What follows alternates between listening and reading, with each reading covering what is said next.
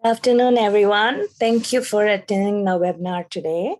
And our speaker today is Mr. Lauro Vives, who is a digital health advisor for WHO for the Pacific region. And he has a vast career giving lots of guidance and mentoring to different countries across the world on leadership and governance, especially for digital technologies. So today's webinar by Lauro is on electronic medical record systems in the Pacific, and he will be presenting the findings of a recent study that he led, and hopefully you can take a lot of insights from it. Over to you, Lauro.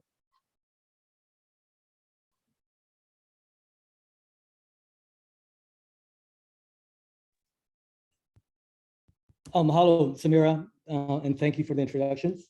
Aloha awakea, mai koku. I hope everyone's doing well. I'm actually presenting this webinar from Vanuatu, a lot closer to the region than where I was in Canada. So I wanted to basically spend some time to talk about some of our findings in the EMR study that we've conducted almost a year and a half ago. This study that we did on behalf of the World Health Organization was a huge undertaking. I mean, there was a lot of things that we were able to generate in terms of insights and foresights. And so what I would like to do is kind of just provide you with just a couple of segments of what we were able to discover under this study. So some of the key insights I would like to highlight is that it's really important to look beyond the functionality of an EMR, but also to assess the clinical usability of the system after the EMR meets all the checkboxes on what they consider minimum mandatory functionalities. We see, not just in the Pacific, but pretty much around the world, that we spend too much time on what the functionality of the system does, but not so much on the usability of the system. And it's important to note that there is evidence on the diminishing value of the functionality after pre-screening solutions. And one of the things too is that many leading vendors around the world differentiate themselves based on clinical usability, not so much on functionality. So that's a key point to make. I think right now we have been in many Pacific countries, the focus has been a lot on commercial proprietary solutions. But the line between an open source solution and a proprietary solution in terms of functionality are blurring. And lastly, I would like to highlight that by adopting a cloud-based managed solution offsets some of the systemic problems that we see in the Pacific, which is really around the availability of qualified technical resources to manage these systems. So I'm going to go through them one by one. I think it's really important to understand the context and the business driver for why this study was commissioned by the World Health Organization. As we all know, many Pacific countries are progressing from paper-based records to electronic records. And many countries are at different stages of readiness and maturity with their adoption of an electronic medical record system. And just so you know, I'm not going to differentiate between an EHR and an EMR. I will use these terms interchangeably, but we all know that they are very different systems, particularly an EHR is a much more nationally focused electronic record system versus an EMR, which is not national. But again, in many countries, because in the Pacific, we are a small island nation, the term EMR and EHR is used interchangeably. I think it's also important that, that the localized needs are addressed, specifically around the issue, an ongoing issue around capacity, human resources, and the technology. One of the main barriers in adopting an EHR and sustaining them, of course, is the total cost of ownership. And what I mean by TCO is the cost of acquisition, the cost of implementation, the maintenance, training, and its support. A lot of times, these are all basically overlooked beyond the initial capital investment. We basically were very lucky to basically have shortlisted 8 vendors who decided to participate in this study. Just so you know, trying to even get to 8 was very, very difficult. We've reached out to almost 100 vendors on behalf of the World Health Organization to participate in this study. One thing that I would like to include or mention is that we have not reached out to the, to the big electronic medical record systems that you would typically see in countries like Australia, Canada, like the Allscripts, Epic. First of all, we knew that they will not be interested. And second is that it is a completely, their solution is a completely different ball game altogether. So out of the non-Epics and the non-Allscript organizations that we reached out, 23 responded to the survey. And out of the 23 who responded to the survey, we've also pre-screened them even earlier by providing them with some pre-screening questions. 12 did not meet the functionality requirements in the analysis, and 11 were shortlisted, but 3 were not able to attend the study because it was also done in the middle of when many vendors are busy with implementing or supporting the COVID response. This is just a sample snapshot of some of the scoping questions that we asked the vendors, so that we made sure that we had bona fide vendors on the list to include in this study. As some of you may know, the EMR, or even maybe I would say the health application industry, have grown almost double since the start of the pandemic. And it's really important for us to be able to discern who are legitimate players and who aren't. So these are the 8 shortlisted vendors, and we managed to basically get 4 commercial proprietary software vendors and 4 open source vendors. Some of you may know these terms. Certainly, we all know who Tamanu is. And but we basically have engaged MedWave, Harmony MD. They are based in Washington, DC, with a lot of activities in Latin America. Nova Health Vesalius, which is a Singapore-based health information firm. Just so you know, this is the same system that we've just implemented in Tonga that went live on December the 1st. It is actually doing quite well. So we're actually happy to see that. MedSphere CareView, which is basically another commercial software that is actually being implemented or have been implemented in the Northern Mariana Islands and Guam and some of the US territories. And then we have InterSystems TrackCare, which is a huge commercial system that provides support and software components to the likes of Epic and Allscript.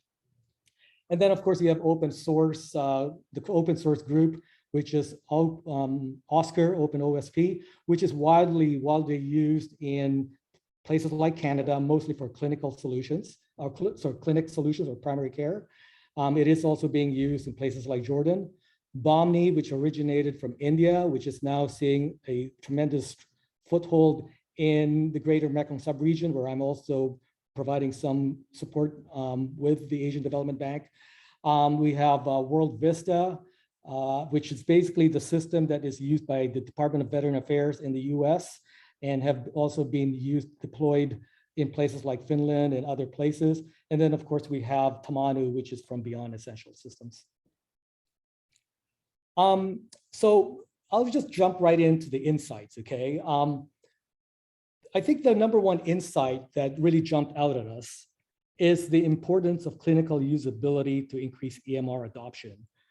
Like I said earlier in the presentation, we tend to focus on functionality versus usability. And I think we need to kind of change that thinking a little bit. we're not doing anything special or anything groundbreaking in this study. We have tried to look at literature or existing literature out there on being able to really understand what would increase EMR adoptions in many countries. As you all probably know, and those who have basically served in the Pacific, if there is one solution, health solution that are out there in the Pacific, it's an EMR. Even a small island nation like Tuvalu has an electronic health record system. So one of the things that we did was that we picked up a study from RISV that really talked about the importance of information seeking tasks, the usability, and the clinical notes entry as a precondition for adoption. And this is essentially what we've done, is that we have used this as a framework to conduct this study. So like I said, we're not coming up with anything groundbreaking other than putting the theory into action in order to drive some insights and foresights that would benefit the Pacific.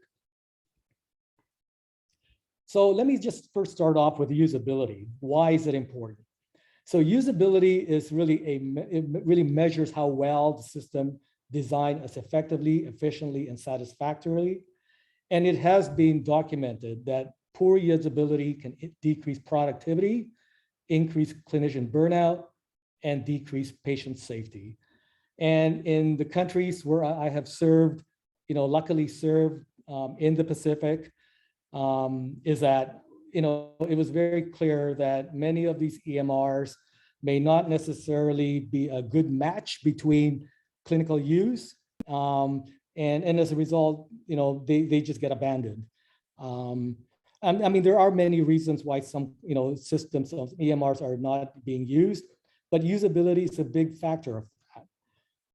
In some countries where some of the EMRs are donated, there are still remnants of the user interface where the characters are not in English, but in a different language. And as a result, the clinicians will actually have to remember that first field means first name, that second field means last name, that third field means date of birth.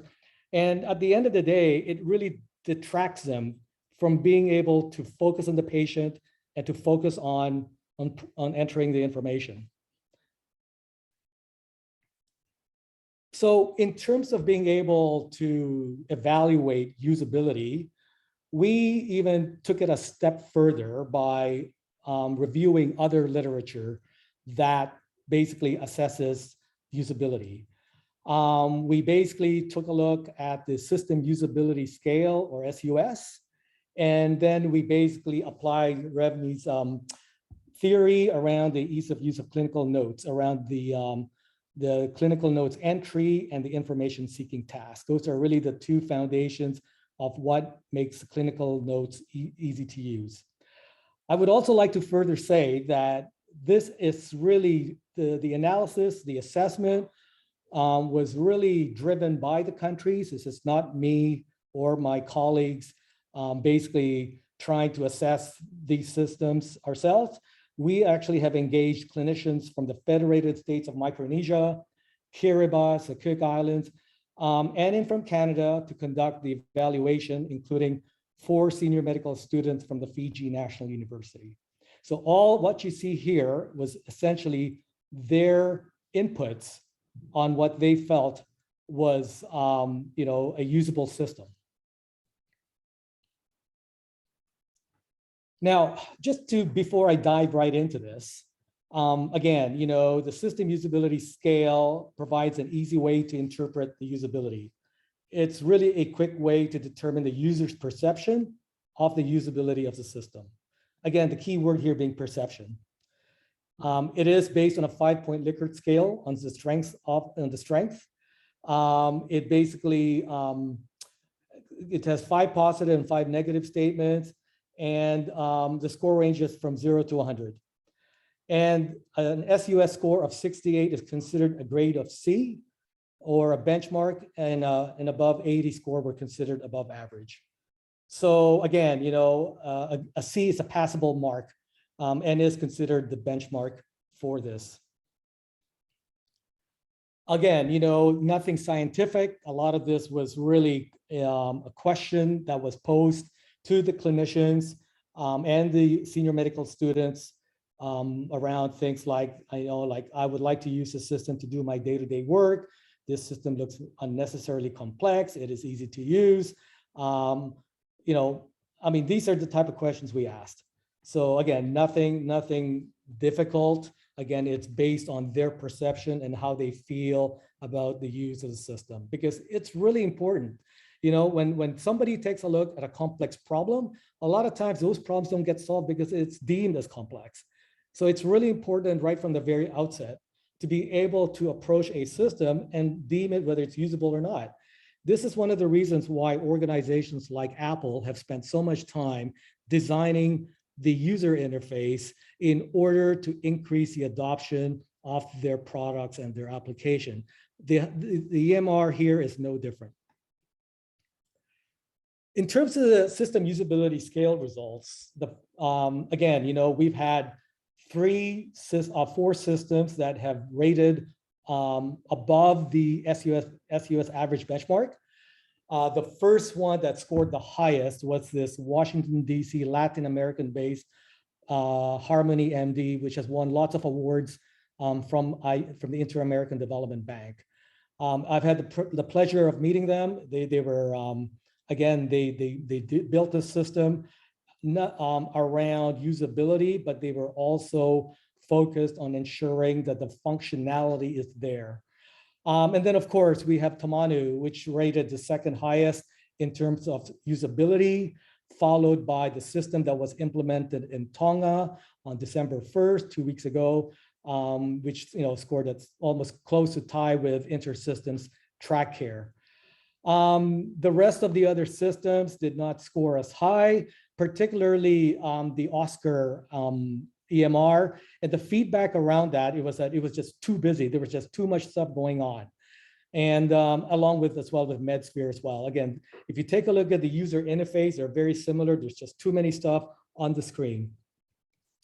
And so by taking a look at the, just kind of summarizing their feedback, the strength of the users was that, the strength of the systems is that, from their perception, it meets all the current functionality and requirement.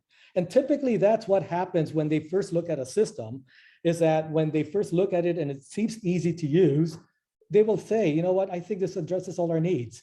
But it's only until you get into the system that you will realize that there are some things that are inherently weak in terms of functionality. But again, what we have managed to do is at least break through the perception that these systems are not easy to use. I think too, one of the strengths is that it was customizable according to the clinician need. And the use of patient verification ensures correct medications are given to the respective patients, and order sets are available, i.e. the clinical support system, which guides the practice. I think that's really important. I think one of the weaknesses, particularly the ones that they've seen in the lower scored EMR, is that there were just too many tabs, that makes it very complicated. It was just too cumbersome to navigate through the system, too much information on the screen, which makes it overwhelming. And we've had even a few comments that the font sizes were just way too small. Now, let's move now to the clinical note usage, which is the second part of assessing usability. When we talk about clinical notes entry, we talked about the focus on several areas such as error control, clinical support alert, user control and freedom, and the clinical workflow, really important stuff.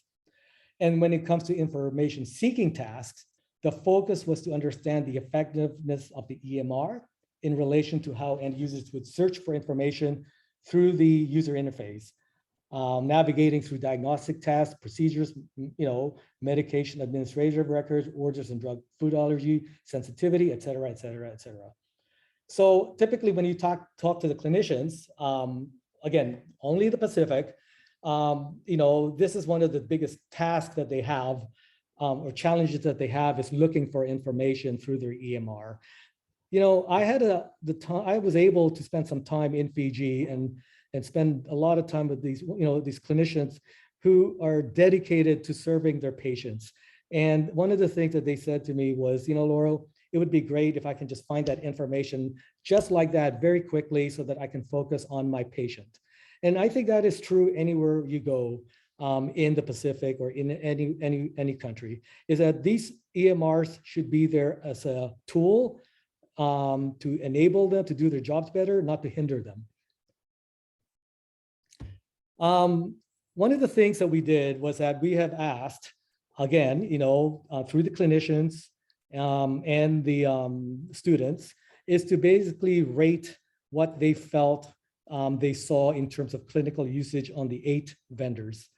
Again, but I may want to also kind of pause for a minute and say that we are not endorsing, WHO is not endorsing any of these 8 vendors, but they were they were gracious enough to participate in this study. They may not also necessarily be a good cross representation of all the EMRs that are out there, but it provides at least a different cross section of EMRs that are out there. But again, so I just wanted to kind of pause and say that, okay? So if you take a look over here, okay, I know you may not be able to see that, and I will basically provide you with a heat map of the results. We've also basically provided, asked clinicians and the students to provide their inputs as to what they thought about the capabilities of these solutions to provide ease of information seeking. So by the time everything was said and done, we have basically provided objectively what the results of the study were. So if you take a look, in terms of the system usability scale, Tamanu scored quite high, right behind Harmony MD, that is used quite a bit in Latin America. And then, of course, we have, the rest kind of falls into place.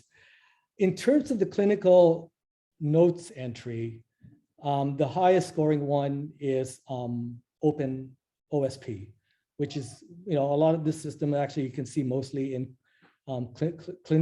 private clinics and so forth. Nova Health is also another one that scored very high. This is the one in Tonga, followed by Harmony MD and InterSystems and MedSphere. And then in terms of information seeking, the highest scoring EMR was really InterSystems, Nova Health, and Open OSP, and then the rest kind of just follow suit. So again, this provides you with some idea of the fact that, interface is important, yes. The ability to enter clinical notes is important, yes. And the ability to find information about your patient, yes, that's all important. But each of them basically have different varying strengths and weaknesses as well. Again, this is no endorsement of any of these products. This is all basically, I'm just reflecting or echoing back the results that came from the clinicians and from the students. So what did we get out of this? It took quite some time to kind of make sense of this whole data, but it came obvious one night when, we were thinking about, what insight can we generate out of this? It was very clear that, the higher your level of user experience, the less important the usability score is, because, what that means is that you already have experienced users in using an EMR, and as a result, they don't need a system that is too simple to use. However, if your level of user experience is low, okay, then sorry, how did I have this here? Yeah, so if your level of user experience is high, then the clinical note of use is much more important. So, we have not done a study at all in terms of how clinicians basically mature over time as they get better in the use of EMRs. But again, I'm sure there are studies out there that probably provide that. But what's really clear here is that if you are a country that is quite efficient in the use or proficient in the use of an EMR, you really would like to focus more in better functionality, easier clinical note, ease of use. Countries like Fiji, for example, where I had the pleasure of serving, the Ministry of Health and Medical Services along with the clinicians. If we are looking at, replacing PADIS Plus, we certainly would like to implement something where the clinical notes, ease of use and information seeking is there, okay? So on the other hand, when you look at other countries that have never had an EMR, then maybe something quite simple would be okay. It's interesting that, again, having worked with the people from the Cook Islands, they have been using MedTech 32. They have used it quite proficiently. And now they are looking at moving towards a different system, again, still in the MedTech family. And I think they feel very confident in using a more complicated system since they've already had a lot of experience using an electronic medical record system. On insight number 2, I think I just wanted to kind of just highlight a few slides here. I won't go into so much depth as I did on insight number 1, but it's really important for us to start opening the doors to open source solutions.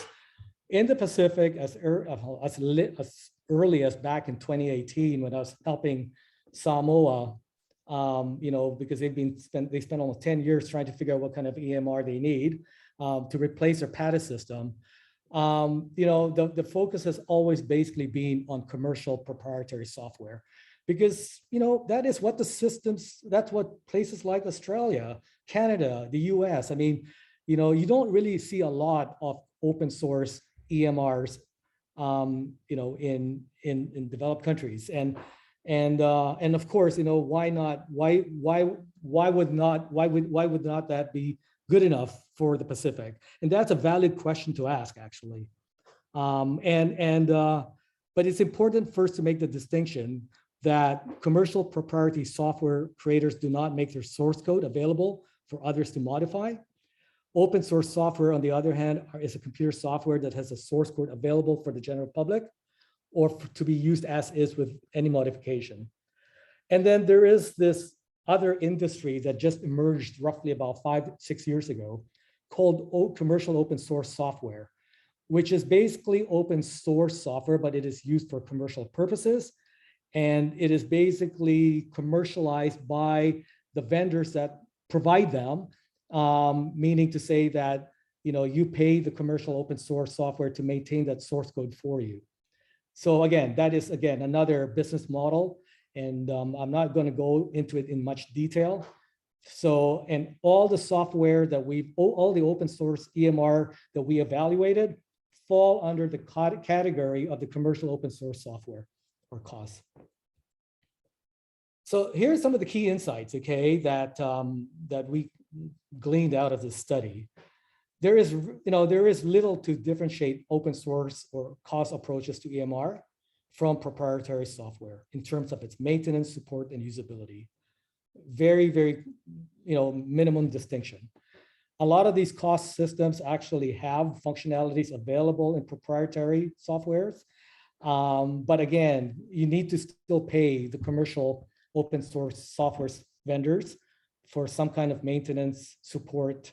Although you don't have to pay a licensing fee, that's one of the things that you don't pay when you adopt a commercial open source. The cost of an open source EMR and the availability of vendor support to support the solution places the commercial open source as a viable alternative in the Pacific. Because as you know, in the Pacific, we are a resource constrained region.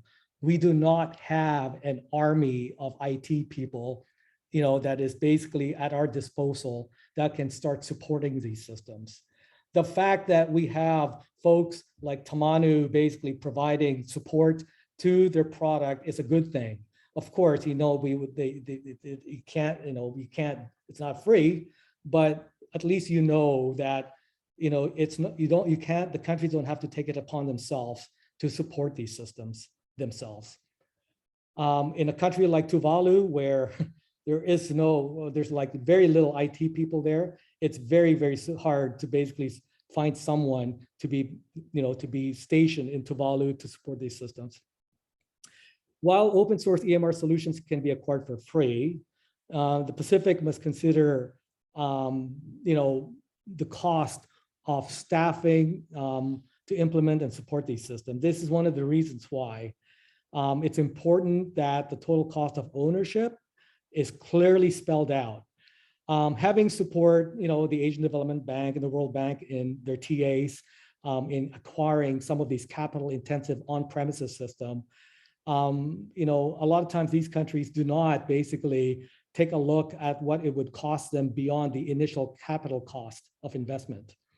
And as a result, once the implementation is complete and after the funding runs out, it's very hard to keep maintaining the systems. In other words, the sustainability becomes an issue.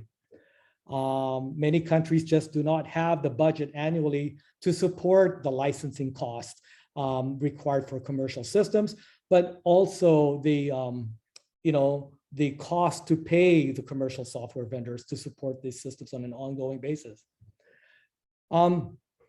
Without any doubt, the commercial open source software model can be achieved for free or at much lower price than what you will buy at a commercial proprietary EMRs. This is one of the reasons why I have not bothered to get in touch with the Epic people, because the Epic, their EMRs, starts almost at $10 million just at a start. Okay, so it was not even worthwhile looking at them. Proprietary solutions providers are often hesitant to drastically customize their EMR solutions, as this will deviate from the original code base. What I mean by this is that, we seem to have these unique requirements in our countries. The Pacific is no different, right? One should really question whether your requirements are that unique, because how you deliver healthcare and how you basically treat patients are pretty much the same. Maybe protocols are different, but requirements are not all that drastically different. And so perhaps it may not be a bad thing, for proprietary solutions to dig their heels in and say, what, we cannot do this because it's just going to deviate too much from the code base. Remember, proprietary solutions as part of the licensing agreements provide you upgrades for free, okay?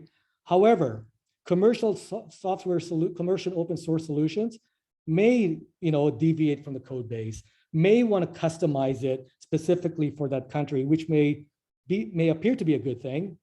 But at the end of the day, the more you customize the code base, the more bespoke and the more customized system that is that no one else can support but that country or that vendor. So again, think about, it's really important to think of how much customization do you need. In terms of the commercial open source, vendors, like I said, I think I'm just repeating myself over here, they do support unique customizations software. A lot of that is, part of their revenue model. Depends on how professional services work. So anyway, that's something that, again, to keep in mind. Whether it's free or commercial, the use of open source software will require access to programming resources and a community of experts that is, that understand the usability challenges faced by the Pacific. As we know, in the Pacific, usability is important, especially for those countries that is very at the early stages of adopting an EMR. But one thing, for example, in Vanuatu, where I am right now, we are working right now with a firm in India that basically said, this is basically all open source, it's all your code. I had to push back and say, listen, thanks for the code, but we have nobody here that can basically, maintain that code.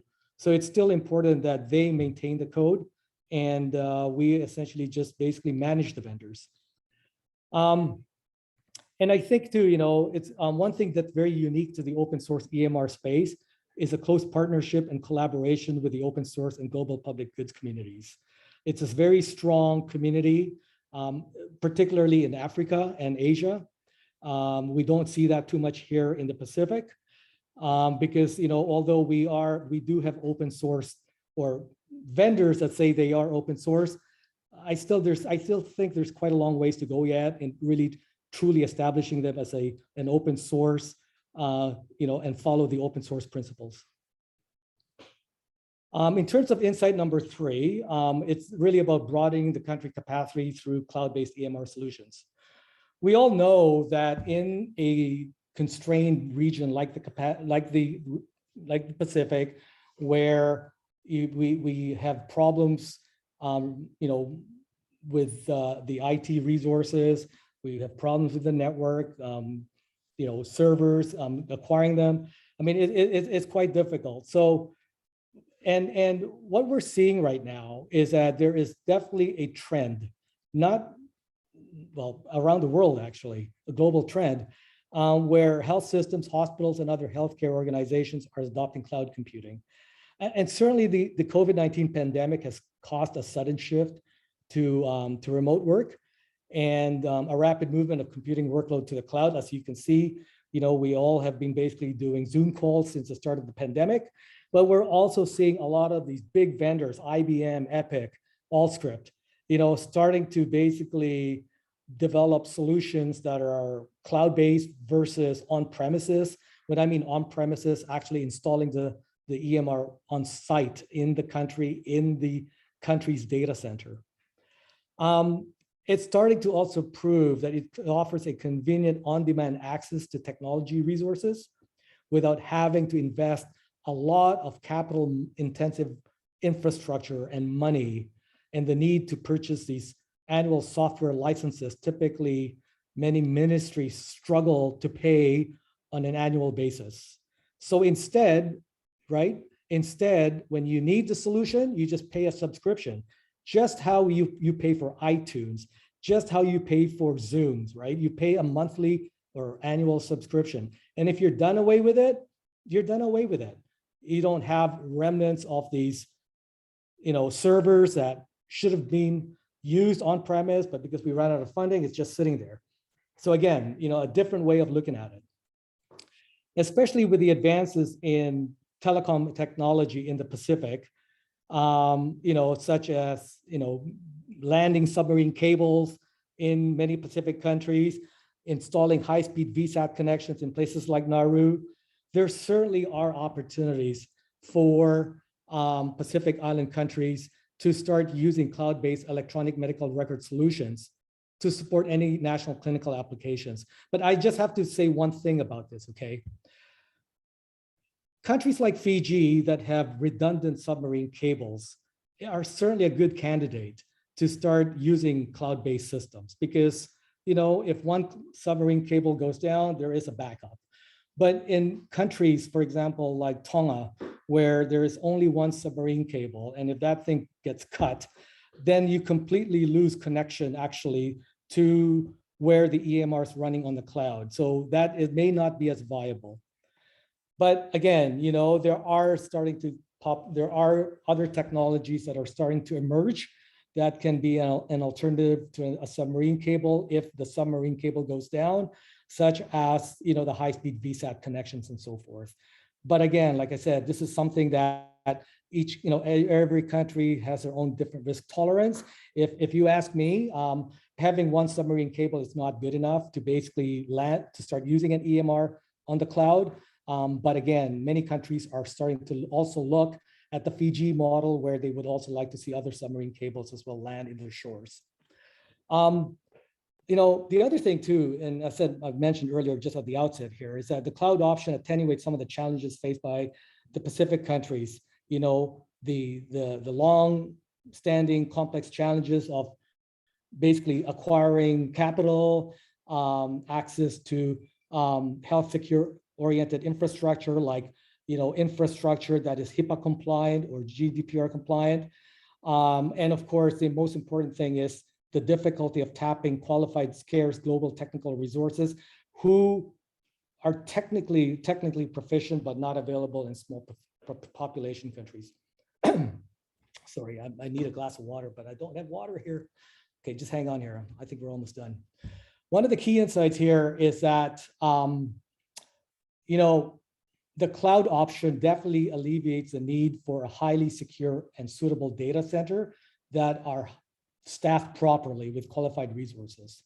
Because what ends up happening is that you end up paying a subscription, and that subscription pays that highly qualified resource, no matter where they are, to support your application, okay? Certainly, reliable internet connectivity is a foundation for all cloud-based EMR solutions. And not only reliable, but the quality of service has to be quite top-notch. If you have a jitter of, that's fluctuating between 20 ms to 80 ms, those things just won't fly. It will be very frustrating for everybody. And certainly now that we're actually seeing advances in internet connectivity through submarine cables and high-speed VSATs, we're starting to see how this can transform, what's possible in the PICT to adopt these type of technologies. We're also, obviously this is no news to you. Pacific Islanders are really using cloud-based services, such as the use of Facebook on their mobile devices, and given the rapid adoption of cloud-based services, right? The health service providers should consider exploring these avenues of delivering health services as well. Clearly, there's no doubt in the Pacific, there's still so much work to do around, data privacy and, laws, and, preserving patients' privacy and security. Again, this is something that, Pacific health leaders should encourage their regulatory body and the lawmakers to pursue as well, because the lack of data privacy laws, data confidentiality laws, data sovereignty laws, these basically are hindering the adoption of these cloud solutions.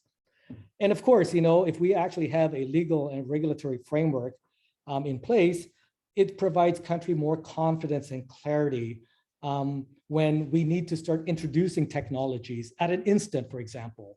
There's one country in particular where we needed to install a contact tracing system, but because we were not sure about the laws, it was very difficult to determine whether we could run this off the cloud or whether we basically had to run this on premises, which basically made the implementation a lot more complicated. And then of course, with cloud computing, remember that personal health information is hosted on a third-party server. This server could be located out of the country or territory where the laws and the governance of where this server is physically hosted apply. So again, when Pacific countries are deciding to acquire an EMR-based solution where the data is hosted outside of the country, it's really important to discuss with your service provider that enough safeguards are put in place. There are so many cloud service providers out there, but there are not very many of them that will basically, that are HIPAA compliant or GDPR compliant. Only a few, Amazon Web Services being one of them, Microsoft Azure, Google Cloud, and IBM. I would say mostly Amazon Web Services is the most mature. This is where all of Canada's, cloud-based EMRs are hosting a lot of our patient records. And really, the key thing about being HIPAA compliant is this, and this is really important to remember. That the server is actually HIPAA compliant if they cannot trace a particular object back to a patient. That's really important, okay? There are many vendors out there that they would say they're HIPAA aligned or, but again, it's not the same as being compliant, because at the end of the day, these vendors are rigorously audited almost every month to make sure that there are no leaks. There were leaks before, about 8 years ago, and because of that, they have really tightened this up. Now, there are a lot of cloud services providers as well in the Pacific, but I can assure you none of them are right now are HIPAA or GDPR compliant. So it would be great if there is, because that will just open up more options for all of us. So I think I spoke enough, and I'm gonna just quickly run to the kitchen and get some water, and mahalo. Thank you for your time.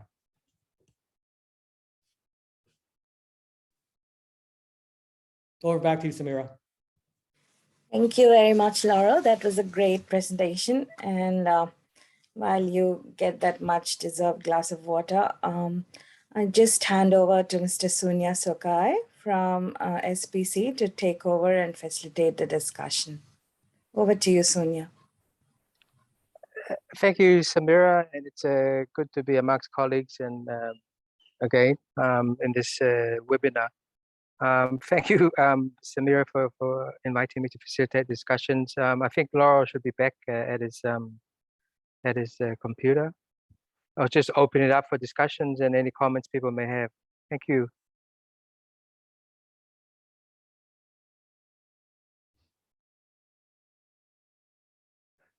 Please feel free to just raise your electronic hand or unmute yourself and shoot away. Over. Sorry, I'm back. Did I miss anything? No, Laurel, I've just been asked by Samir to facilitate the conversation. So I see Don Lewis has got his microphone off. So please go ahead, Don. Okay. Happy New Year. Lauro, wondering if you actually, did you reach out to any of the vendors in Australia who provide clinical information or EMRs to the Indigenous Community Control Services in Australia? It's a similar sort of thing. They're very remote, 1,000 kilometres of desert rather than 1,000 kilometres ocean. Connectivity issues, issues with support, and same sort of disease burden issues as well as we see in the Pacific. So I was wondering whether things like Communicare from Telstra, whether any of those were approached. I don't know if we specifically approach Telstra, but we certainly approach InterSystems that is based in Australia. My understanding is that they are also providing solutions to the Indigenous health services as well. That's why we included them. Yeah. Because they often have a very similar issue where they've got to have multiple pathways, usually microwave and satellite or something like this, with fallover and support being provided by these remote pathways. Yeah. So InterSystems basically they are actually supporting, or their solution is supporting the Indigenous community in Australia. But I don't know. I mean, Don, we tried to reach out to almost over 100, and it was just very difficult. Yeah, but certainly, I mean, this study is over already, but certainly, Communicare would be something we should at least consider. The reason why I was raising those is because because of the issues there, have years worked very much on things like diabetes and heart disease controls and health managing proactive health plans for those. So it's a useful fit in some ways for the Pacific. Yes, thank you very much, Don. Certainly will note that.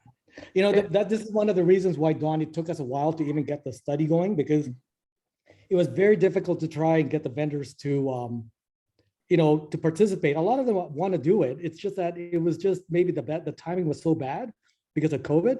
And of course, I mean, we can't force vendors to participate, right? So, but I will check to see if Communicare was actually part of the list of vendors we reached out to. Thank you. I see in my list here, Vicky and then Kat. Thank you. Yeah, thanks. Yeah, I would suggest you have a look at Communicare. It's got a very good reminder system. It is the largest provider of software applications to Indigenous health services in Australia. Definitely in the remote regions of Western Australia and Northern Territory, especially.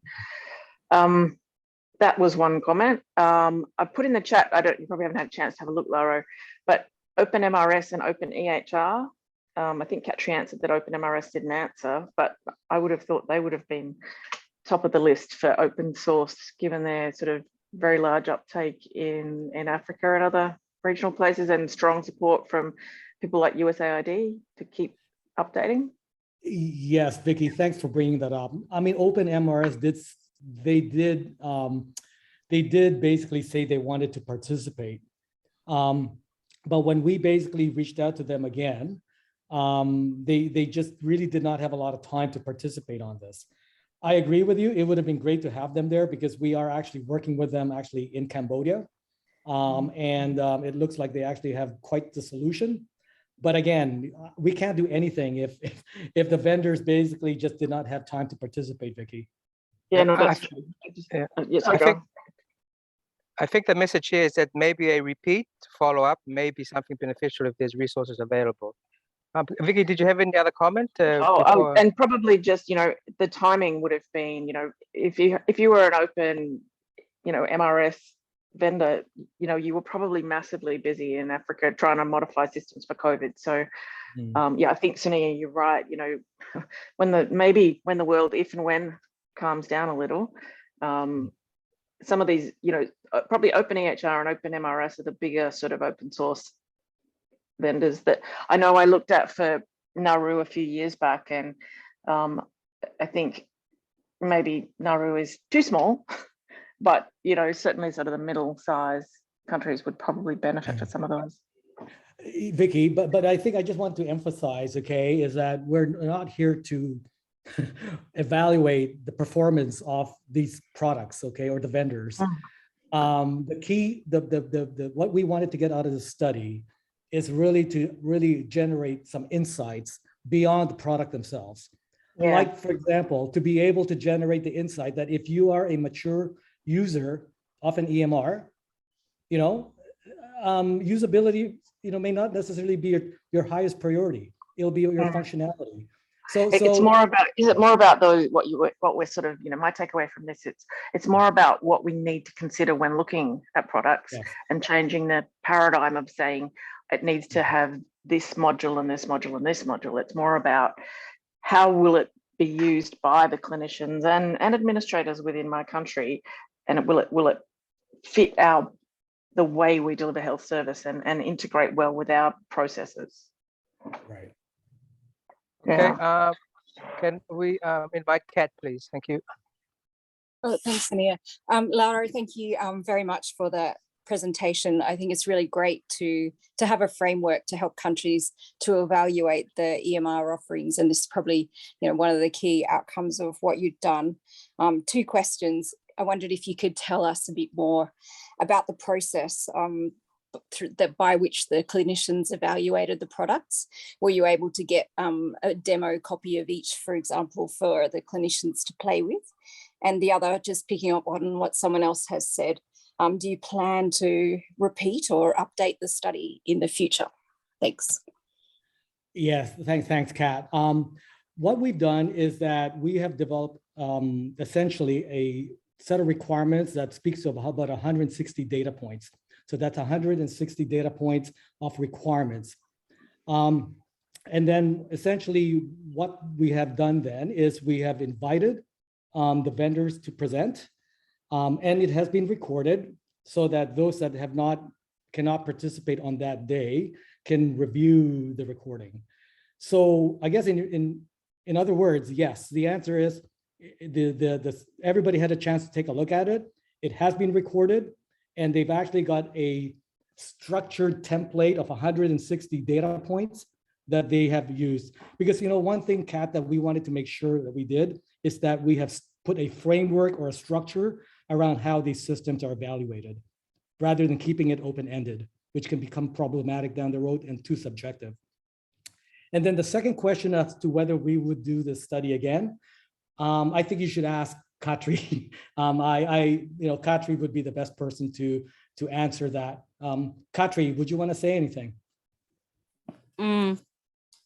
Well, that's a good question. I think that the first objective would be to get the study published and out.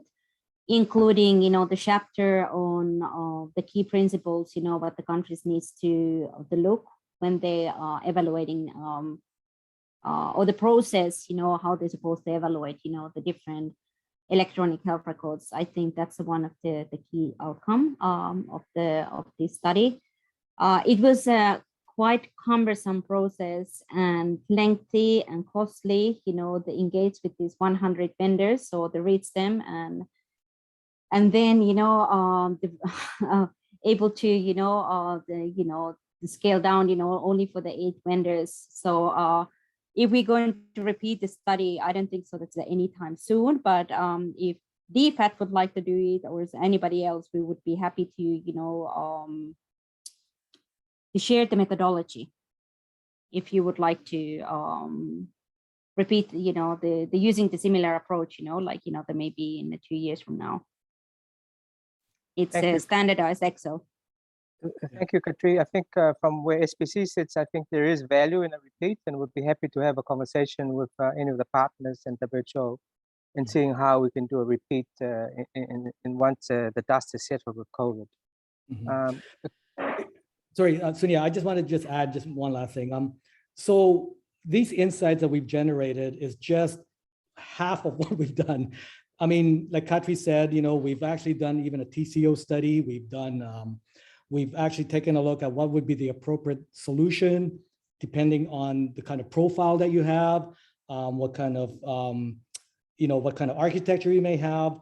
I mean, this is stuff that we have not even discussed during this webinar.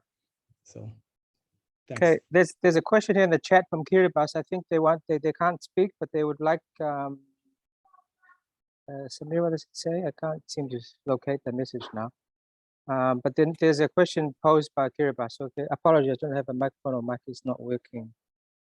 Samira, can you just bring that up while I invite Craig? Yeah, Lauro. So our Kiribati colleague here, they've asked if it's possible to share the assessment report for Kiribati. Thank you. Yeah, okay. Samira, all of this information is available for Kiribati. As a matter of fact, they should have a copy of it. I can't remember who was there in Kiribati that actually worked with us on this, but we can resend it again. As a matter of fact, Katri can. I think Katri even gave a copy of it to Dr. Wendy Snowden. Okay. Okay. Can we invite Craig? Thank you. Thank you, Sonia. Hi, Lauro. Just a quick question about your cloud computing.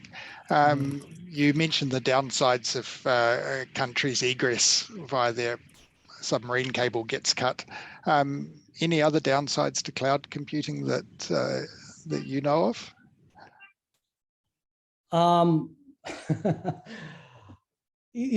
That's a good question. Is there any downside other than if the submarine cable gets cut? I think, to be honest, I see the upside a lot more than the downside of adopting the cloud, because the fact that we don't have to have an army of people in the country to support the system, or having to basically purchase, have all these capital intensive investments on premise is a big thing. I think, Craig, that one of the downside, I guess, is potentially, the data is not residing in the country in case of a cyber attack. But, that can happen anywhere, Craig. I honestly believe that some of these cloud service providers does a much, much better job than anybody can in the world, because that's what they've been trained to do. That's what they've been hired to do. So no one can ever top that. I don't know, Craig, do you think of any other downside other than the submarine cable being cut as a downside? Well, obviously we're not we don't have EMR systems, but our experience in supply chain is that quite a few countries have tried a cloud-only solution with us and have failed, even when they've thought that their infrastructure was good enough, and they've changed over to still using cloud servers, but offline availability first, and that saved them. And the issue is almost invariably not their internet in and out of the country, but their local infrastructure, which is a combination of cabling and wireless and electricity and internet service providers and mobile service providers. And there's a lot of points of potential failure within the country. Right, absolutely. Just to add to that, I was in Tonga when the cable was cut, so it was quite a sobering experience. But I think there's also a political dimension to the cloud story. There needs to be an awareness at the different levels of government of both the pros and cons of going down this option, because there are potential risks there if it's not socialized adequately enough with the decision makers, particularly when there's a big move towards whole of e-government approach, of which Tonga has embarked on, of which their health information systems is part of that whole of government, e-government approach. So I guess that also is potentially a downside for the cloud option, is ensuring that you get that political buy-in at the outset, so that when it does get rolled out or pursued, it's got that support, as well as the regulatory requirements that each jurisdiction or sovereign jurisdiction needs to be aware of and fulfill those to their satisfaction before pursuing it. Thank you. Thanks, Sunil.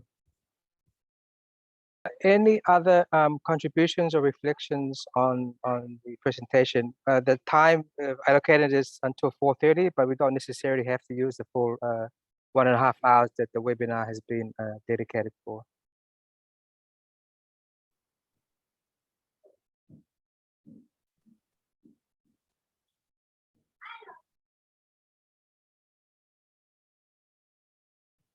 Laurel, any last? Okay, Adam, please go ahead.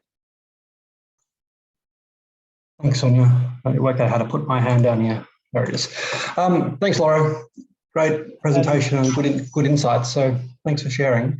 I mean, you mentioned cost a little bit, and you mentioned communities of expertise in countries to be able to support the different systems and different options.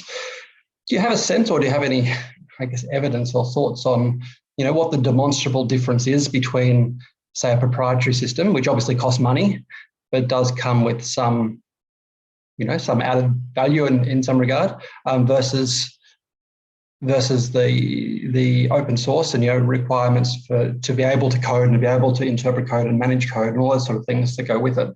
I mean, it's obviously a complex question. It needs to be setting specific. But do you get a sense that some systems work well in some contexts and others work well in other contexts? Is that level of granularity being unpacked yet? Over.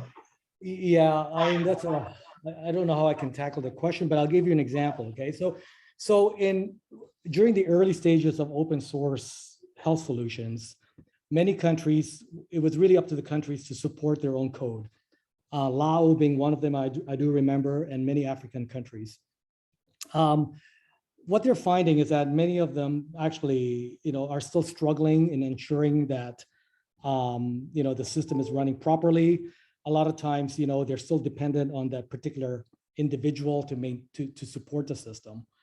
So, and this is one of the reasons why the emergence of this commercial open source model have been very successful in the last 5 years, is because countries are starting to recognize that even though they do have the resources, or the number of resources to support these systems, you know, there's still a problem. You know, you still have to retain them, you still have to recruit them, and you still have to upskill them, and that means you've got to train them, right?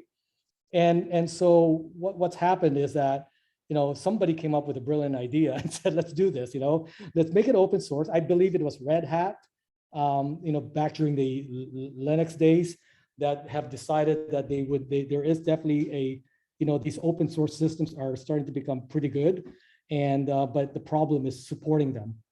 And so yeah, I mean, you are starting to see that.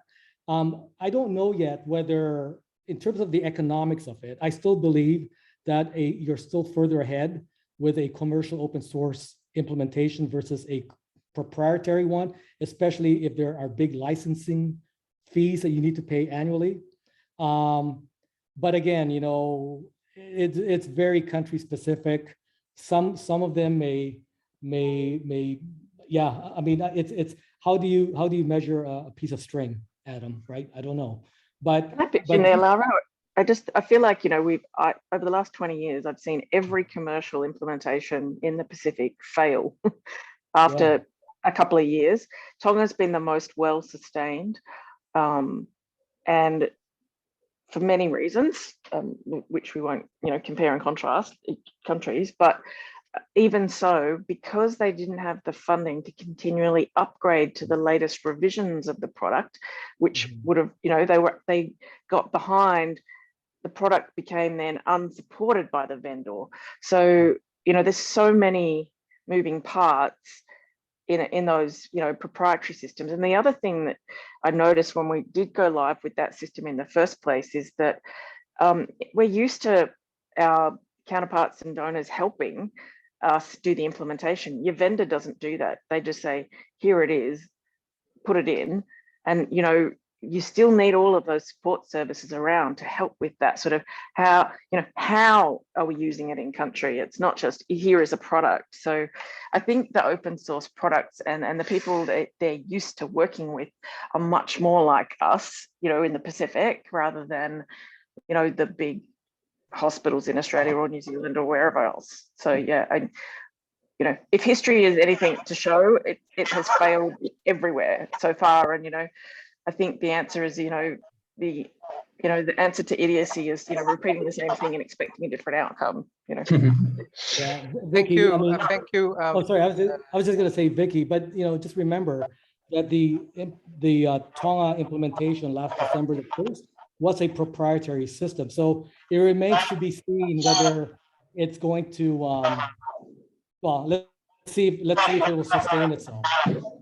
Okay, before we go to Katri, I noticed that we have Dr. Tavina and Lauro and sorry, Lenara from Samoa. Would the countries willing to speak or share any reflections? Thank you. Hi, Sonia. I'm so sorry. I joined late and I joined after the presentation. Unfortunately, I got my times mixed up. So I wouldn't be able to comment at the moment. Not a problem, Davina. Lenara from Samoa, have you got any comments or reflections on the conversation? Over.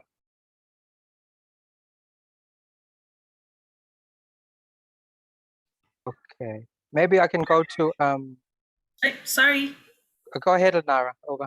Hello everyone. Sorry I tuned in late. I think I just tuned in like 15 minutes ago and I missed the presentation. So I've got nothing to say at this moment, but just very interested in the discussion that's happening. Thank you. Not a problem. You're welcome. Over to you, Katri. Thanks, Sonia.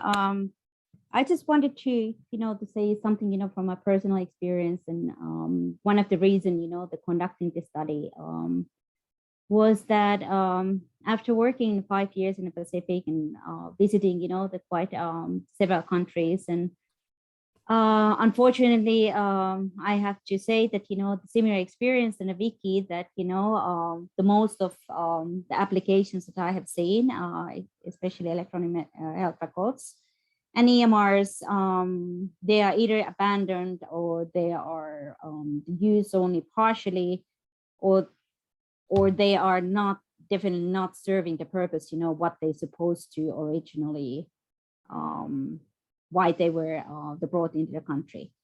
So we see, you know, a lot of the EMRs that, you know, like are being just used for the data warehousing.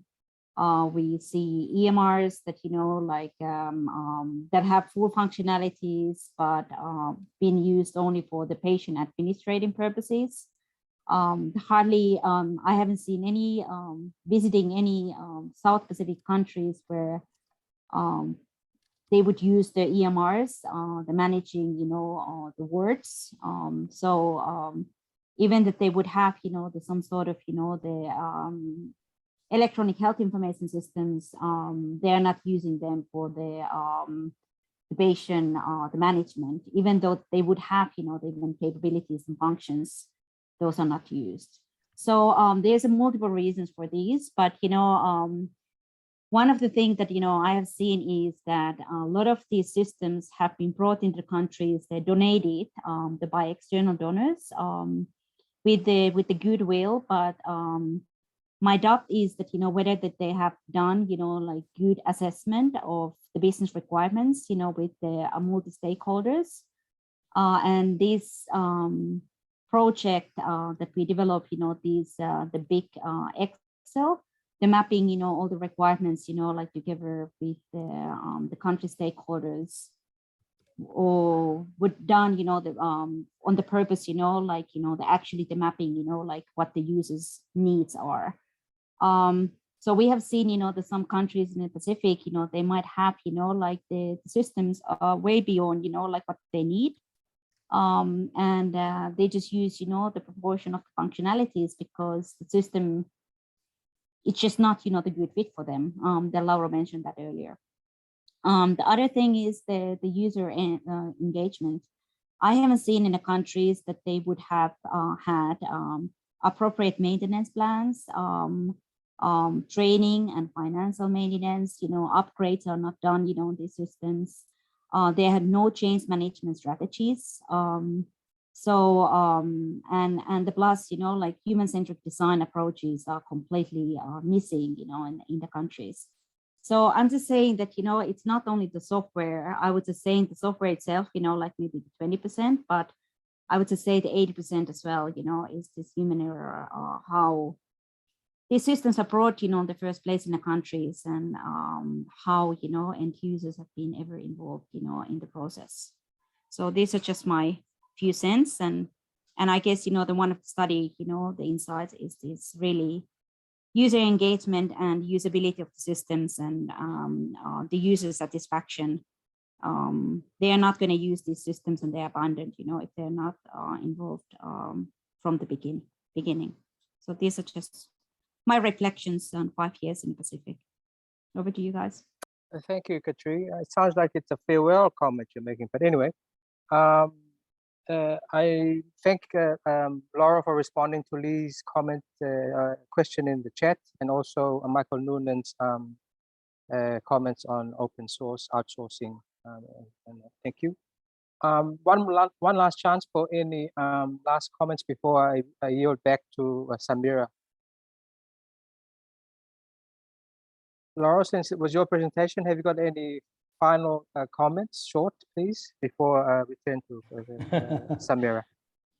I was just going to say that this is a very complex topic, hotly debated. But I know, for me, I sometimes forget that when I'm looking for something, I always look at what bells and whistles it has, what functionality it has, only to remind myself, like this study reminded, that it has to be something that I can use, something that I can adopt, and something that I will always use forever. That's so I think this is what this study have uncovered. So that's it. Thank you. Thank you, Lee, and thank you everyone who contributed. Now hand it back to Samira. Thank you. Sonia, thank you everybody for contributing to such a great discussion. And please join me in thanking Lauro once again for a great presentation. And it was a very comprehensive study that you've done. And we look forward to reading the report soon. And so this is our last webinar from the FIN for this year. And we'll be back in January with the next cancer registration webinar. So keep an eye out for the invitations. And for those of you who missed the presentation, don't worry, you'll receive the recording of the webinar and the slides. And for anybody who is not a member of the FIN, please I'm just sharing the link of our website in the chat. So please do subscribe to the FIN mailing list and be updated about the various activities. Thank you once again, Laura, and wish everybody a happy end of year break and restful holiday season.